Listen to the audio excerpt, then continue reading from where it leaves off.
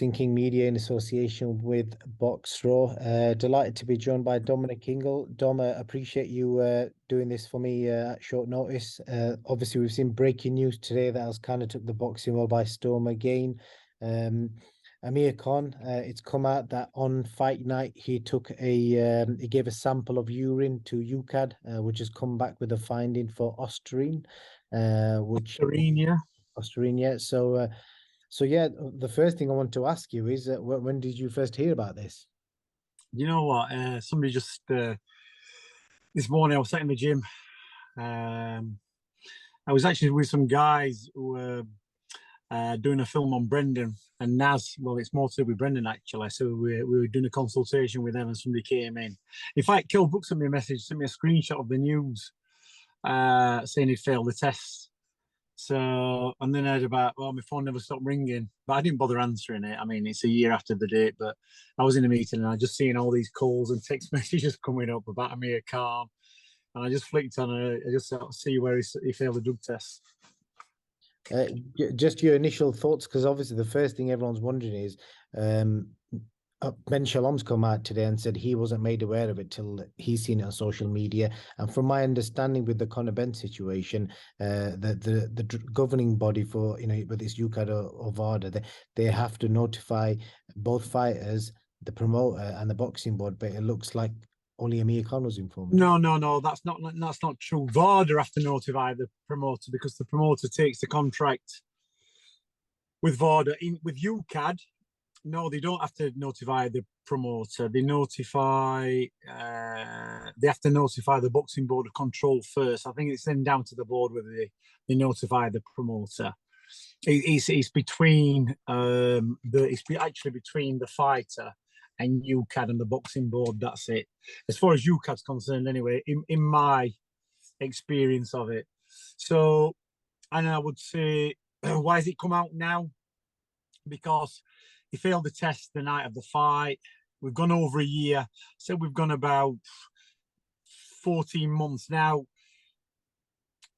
It's up to AMIR Khan. AMIR Khan can suppress the release of that because they can't really put it out if he's saying, well, I need to get my legal team, I need to investigate this. They can't.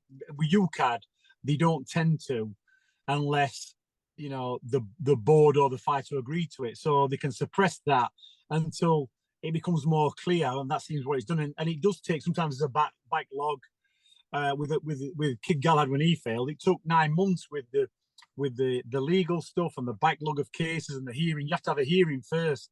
So maybe there's been that much of a backlog of hearings that, even though he failed the test on the last year in February, it'll have took maybe 6 weeks to notify to get the results. They notify. Then they have to arrange a meeting to have the hearing, and depending on AMIR Khan's availability, their availability, it can stretch out past a year.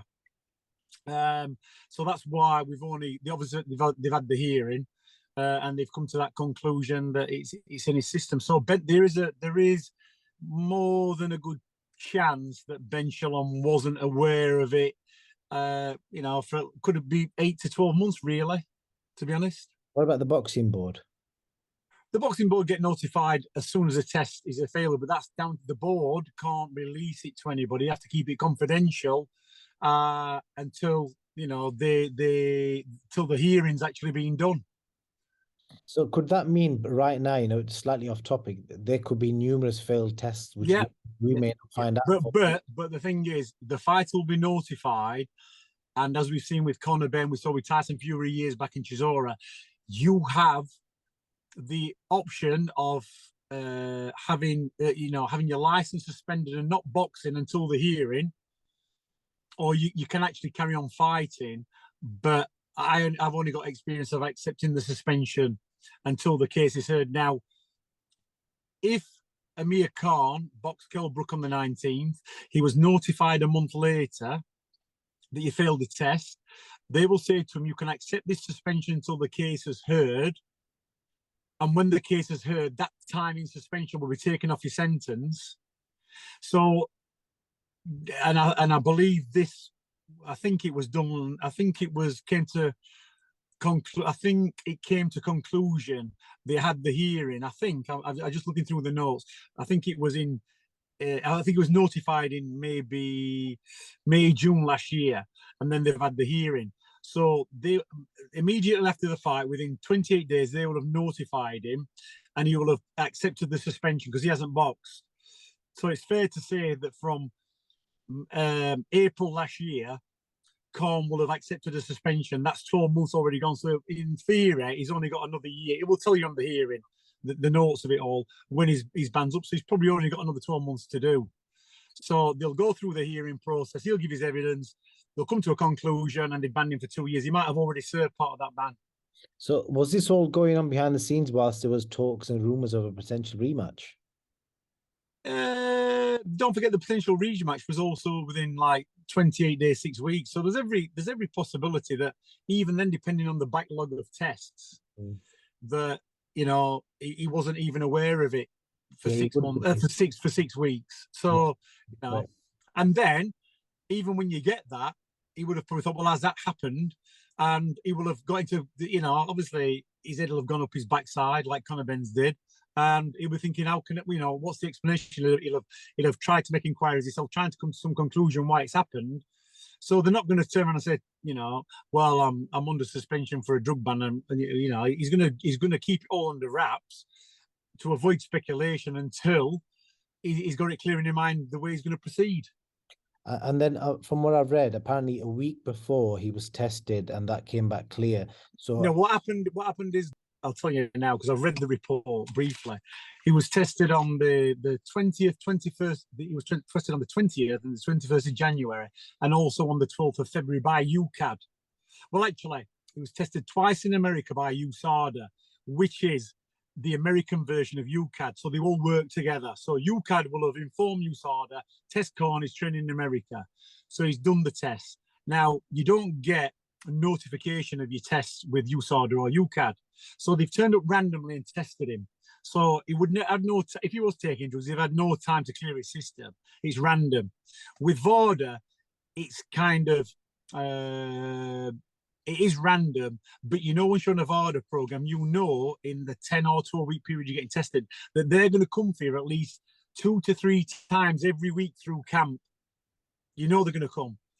Now, apart from being tested by UCAD on the night, which is in England, he was tested by USADA in America, but he was also tested by VADA. But they won't bring this into the report because VADA aren't part of UCAD or WADA, which is the World Anti-Doping Association, or UCAD. So not only will have been tested by UCAD and USADA, he's also been tested by VADA.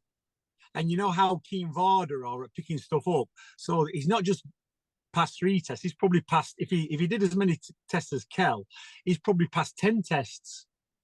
So it's fair to say that Osterine, which can actually be bought online, off Amazon or serious place you can search, you can buy it, that if he was taking that over a period of time, and you've got to take it for a period of time to get any effect of it, because it's got what they call a very short half-life of 24 hours.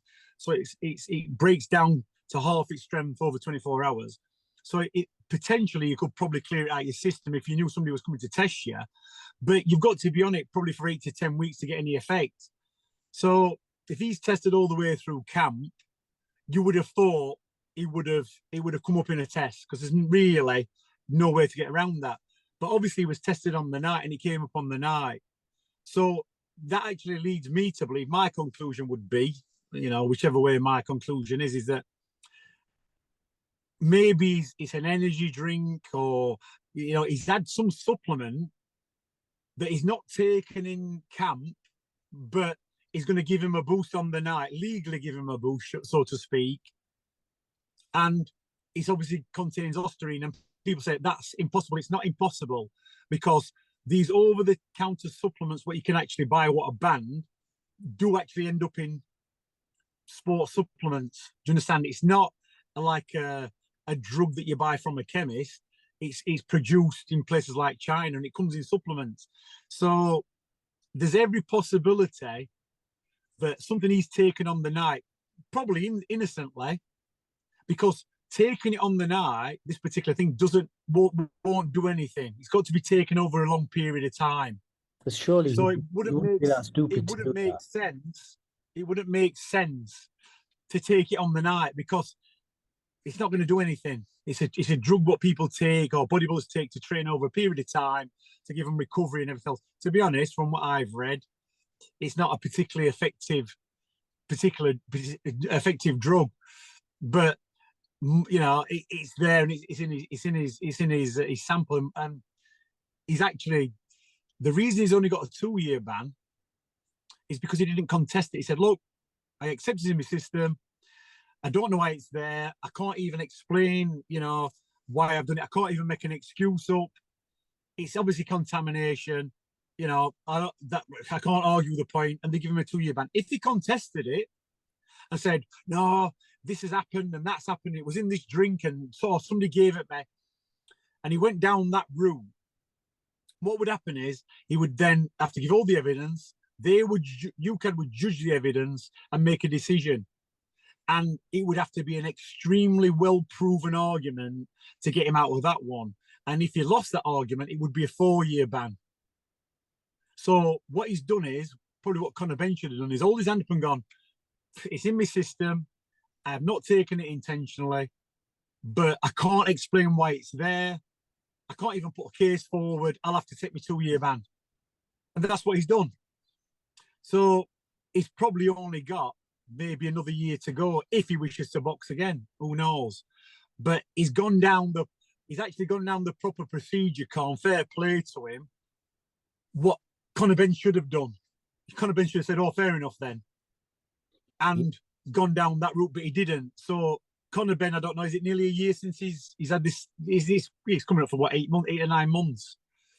So Amir Khan, although he's retired, maybe if Khan hadn't retired, maybe there would have been a different argument. Maybe Khan would have tried to make an excuse. I don't know. But it just seems with all the tests he did beforehand, leading up to the fight, and it's on a regular weekly basis, and they would have, if he was taking that stuff through the training camp, there was more than a really good chance he was going to get caught out. But all his tests were clean. So it just doesn't make sense that then, if you manage to pass all these tests all the way through camp, well, sure he's going to pass the test on fight night because he's managed to get away with it in the camp.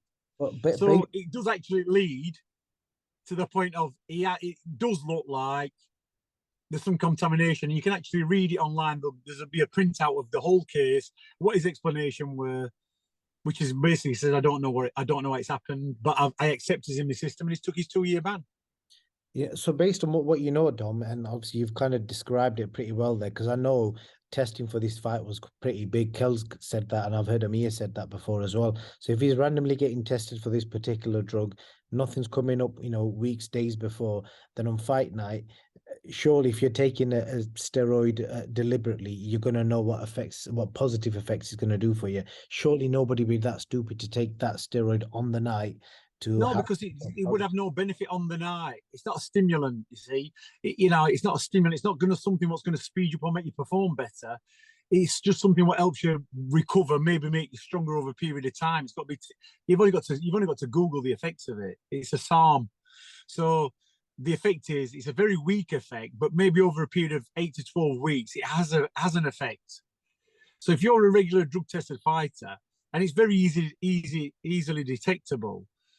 It's in your system like for 24 to 48 hours. So, and he's been tested. So it does seem, looking at it, that, yeah, on fight night, whether somebody's giving it him without him knowing, whether he's had a sports drink.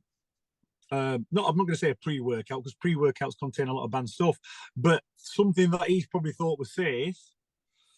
And it's got a contaminant in it. It's very possible. People say, oh, what a load of rubbish. It's not a load of rubbish. It happens a lot. If you read over historical cases in doping cases, there's been lots of cases when athletes innocently have taken a sports supplement and they failed the test, and they've actually had the supplement tested, and the ingredients, the banned substance has not been listed on the ingredient list, but they've had it independently tested and it's contained a banned substance. That happens 100%. And there's been cases what have been overturned on that process. Now, Khan probably can't put his finger on what supplement he's had or whatever it was, whatever it is. I've just heard him in an interview saying he could have shaken hands with somebody, and, that's probably just his naivety. It'd probably be very difficult for that to happen. But it doesn't only take a grain of sand of a drug to make you fail a test. That's how good the testing is. So if I was looking at that case of Khan, and he hasn't come up with some ridiculous excuse that he's had chicken, eggs, protein shakes, whatever it is. He said, look, well, I don't know why it's in the system, but it's there. I'm gonna have to take my ban, and that's what he's done.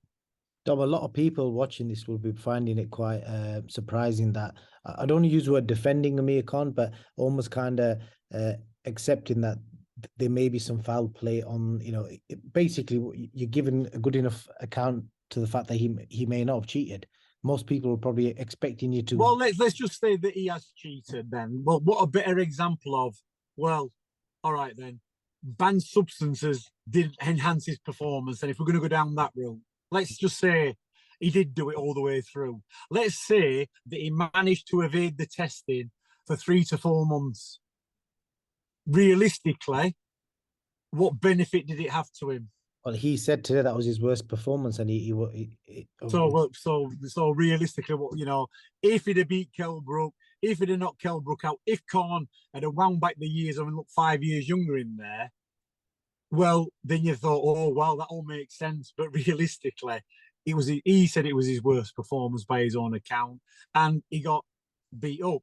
So whichever way it is, it doesn't matter, because it just goes to show again, like I keep saying over and over again, people love to say it's black and white. It's not black and white drug testing. That's why they have to have meetings, and you've got to be accountable for it, and they make a decision. There's black and white, and there's a grey area, and it's the grey area where athletes get a reduced ban, or they get the ban overturned. There's lots of reasons. There's got to be that grey area, because there are allowances for contamination. And I'm not defending Khan at all, because obviously Kel's boxed him, and I could say, well, he's putting my fighter at risk.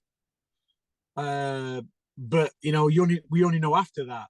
But it just shows as an advertisement, if that's people saying that all performance enhancing drugs work, well, obviously not in that case then. But like I said, fair play to Khan. At least he put his hand up and went, well, can't explain it.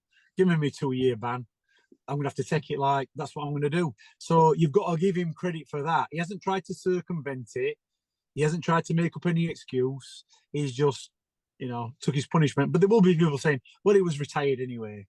It didn't matter. It does matter with Khan, because Khan's got a reputation, especially amongst the Asian community, where he's their kind of hero. And he still wants to maintain his integrity and who he is. So, probably he's done that, but his image and his reputation matters probably more to him than than being bothered about him to box on or because of this issue of the ban. At least he's just put his hands up and said, well, fair play, then it's just happened. So based on everything Dom, from personal experience and what you've read and knowing the timelines of all the tests, etc., do you believe right this moment, did Amir Khan cheat on that day against Kelbrook? Well, the phrase is going to have to be, he didn't knowingly cheat. Do you understand? He didn't. And that's the thing, is I don't think, just looking at, and I've read through the case, that, and it's just that one particular substance, it's like you'd have to take it for a long period of time at really high doses to get any kind of effect from it. And that would mean that he would, on the regular amount of testing he's had, and obviously I know VADA tests for that because it's on their list, he would have failed it more than once. He didn't. He just failed it on the night of the fight. So that, and most athletes who cheat or do drug cycles, they kind of tapered off by that period because they know testing's coming up. So you would think he would be even more cautious or more clued up to be getting past it on fight night as well, and he didn't. So by all the evidence and the circumstance, it doesn't look like he's tried to cheat, does it? Well, I appreciate you going through that, Dom.